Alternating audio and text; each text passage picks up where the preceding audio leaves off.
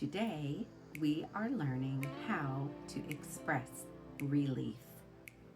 Relief is the feeling when something stressful or worrying is finally finished.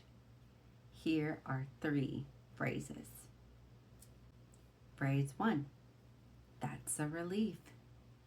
We say this when something turns out better than we expected, or a worry disappears. For example, my test results were good. That's a relief. Phrase 2. I'm glad that's over. We use this when a difficult or stressful situation has ended. For example, the long meeting is finally finished. I'm glad that's over. Phrase 3. Now I can relax. We say this when a task or responsibility is finally complete.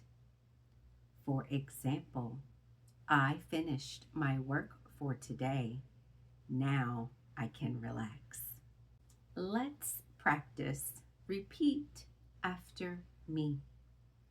That's a relief. I'm glad that's over. Now I can relax.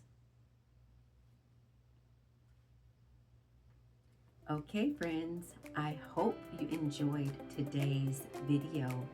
Follow me to learn more ways to express your emotions. Good job today. See you tomorrow.